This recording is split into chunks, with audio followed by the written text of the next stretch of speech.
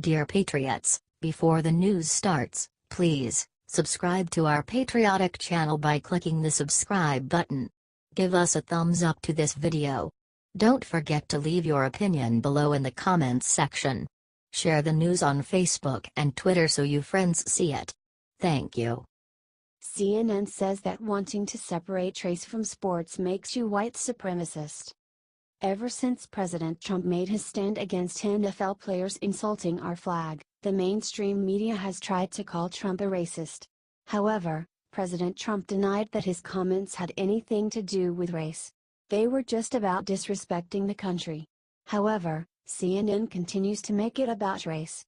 CNN then took it a step further and said that anyone who tries to separate race from football is a white supremacist. People who say that you should separate race and politics from sports like that is a form of pernicious kind of supremacy in itself. Many black people don't have a choice to forget about the past, said panelist and former NFL player Domonique Foxworth. When they were asking me to come on the show, they were asking me to spell my last name to come on the show. I got my last name from my father, who got his last name from his father, but if you go on down the line, it came from a slave owner. So there is not a time where I am not reminded of racism, and not reminded of this country's history, said Foxworth. So it upsets me and it bothers me that people get angry that we want to interject a little bit of reality, that these players want to act as this country's conscience on occasion, and you can't take 5 minutes to acknowledge the injustice that have gone on and will continue going on in this country because it makes you a little uncomfortable because you paid your dime. That's disrespectful, said Foxworth.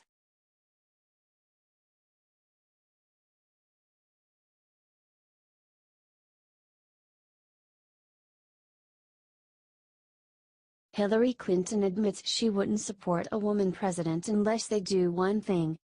Ever since the election ended, Hillary Clinton has spent all her time insulting everyone who didn't vote for her. She implied that if you didn't vote for her, you are a sexist. She even said that all women would have voted for her if their husbands forced them to vote for Trump. However, Hillary admitted she would only vote for a woman under one circumstance. She has to agree with her opinions. Wow! Who would have thought? In a Toronto speech, Hillary told a crowd she wanted a female president. However, I just hope she's someone I agree with, so I can support her, Hillary said. How come Hillary suddenly understands that there are reasons to vote for someone besides being a woman? A huge amount of women in our country had no reason to vote for her. But she still made it about sexism. All of a sudden, the husband turns to the wife. I told you, she's going to be in jail. You don't want to waste your vote. The boyfriend turns to the girlfriend and says, she's going to get locked up, don't you hear? She's going to get locked up. Instead of saying, I'm taking a chance, I'm going to vote, it didn't work, said Hillary about women who didn't vote for her. Michelle Obama shared a similar opinion about women who didn't vote for Hillary. Any woman who voted against Hillary Clinton voted against their own voice. It doesn't say as much about Hillary, and everybody's trying to worry about what it means for Hillary, she said. What does this mean for us, as women, that we look at those two candidates, as women, and many of us said, Trump, is better for me. His voice is more true to me. To me that just says, you don't like your voice. You like the thing you're told to like, said Michelle Obama.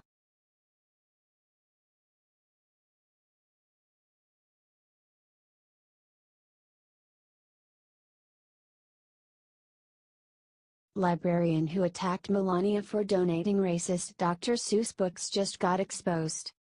Melania Trump donated a set of Dr. Seuss books to one school in each of the 50 states. However, one angry librarian, Liz Phipps-Sawayro, from Cambridge, Massachusetts, refused to accept the books because Dr. Seuss is racist propaganda. It turns out, the weirdest part of the whole story is that just 2 years earlier Sawayro dressed up as Cat in the Hat at school. Basically, Dr. Seuss didn't become racist until it was associated with Melania Trump. Another fact that many people are unaware of is that Dr. Seuss's illustrations are steeped in racist propaganda, caricatures, and harmful stereotypes. Open one of his books, If I ran a zoo or and to think that I saw it on Mulberry Street, for example, and you'll see the racist mockery in his art, wrote Soero in a letter to Melania. Grace Wang Lynch's School Library Journal article, Is the Cat in the Hat Racist? Read Across America shifts away from Dr. Seuss and toward diverse books, reports on Katie Ishizuka's work analyzing the minstrel characteristics and trope nature of Seuss's characters, she wrote. Scholar Philip Nell's new book, Was the Cat in the Hat Black? The Hidden Racism of Children's Literature, and the Need for Diverse Books, further explores and shines a spotlight on the systemic racism and oppression in education and literature, she wrote. Liberals seem to be trying so hard to make the president look racist that they will say literally anything.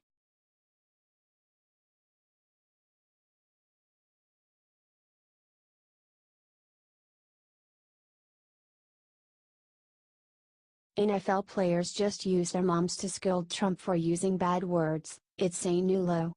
One frequent criticism of the multimillionaire NFL players who kneeled last weekend during the national anthem was that their protests were very similar to that of young boys acting out. It's quite fittingly juvenile, then, that these protesting players would rally their mothers to try to chastise President Donald Trump for using bad language. The Professional Football Players Mothers Association, PFMA, just sent President Trump a letter scolding him. Their open letter says, "We believe in promoting a positive image of professional football players as athletes and young men of character," the letter read. It saddens the FMA to know that President Donald Trump would make our sons, as well as their mothers, the target of inflammatory, offensive comments that are intended to promote anger and hatred, depleting them of their heritage and self-identity. The letter then says that the mothers support their sons' protesting actions, stating, "Whether it be by kneeling or standing with their arms locked, our sons have chosen this platform to get the message out about social justice and unity, and they will always have our support." It continues, "Now that we obviously have your attention, let's put a stop to the divisive language and start a productive dialogue for positive change. Do you think it's embarrassing that these childlike players are getting their own mothers to try to reprimand the US president on their behalf?"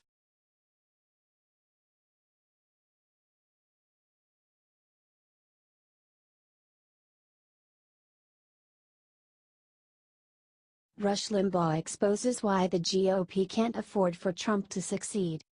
In his interview with Sean Hannity, Rush Limbaugh exposed why it seems like the GOP is so ineffective even though they control the Senate and the House. President Trump is trying as hard as he can, but it seems like the GOP is pushing back. Limbaugh just explained why. "Look, there isn't much conservatism in the establishment.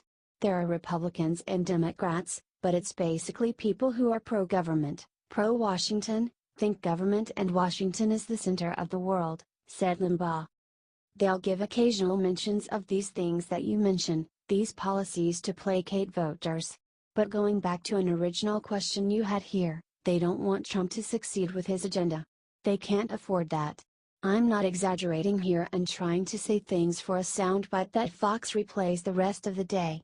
They don't want 5 days Rush," said Limbaugh. They can't afford for him to succeed with his agenda. They can't afford it. The lid's blown. The gig is over. The joke is revealed, said Limbaugh. If an outsider with no prior political experience can come in and fix messes that people have been promised would be fixed for 30 years, how does that make them look?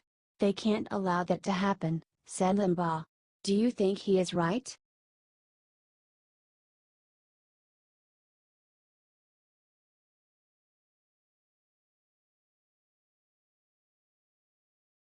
Kaepernick caught red-handed donating huge amount of money to cop killer foundation.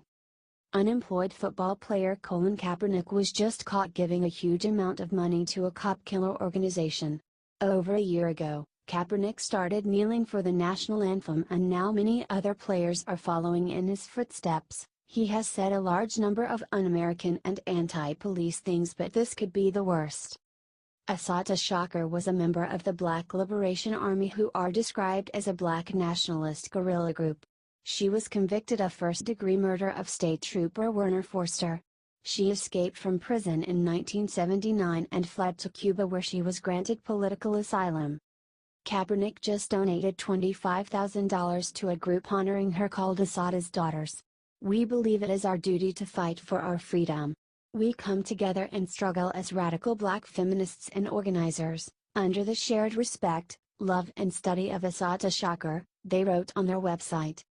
The grant includes $2,500 for Cop Watch, a program that trains volunteers to follow and video police, and $15,000 for teen training, part of the group's commitment to develop and train young people, ages 4 to 19, in the Black queer feminist tradition and in the spirit of Assata, reports the Washington Times. Many people have been horrified by Kaepernick's support of this cop killer. Unbelievable that anyone would idolize a cop killer, said Rubio.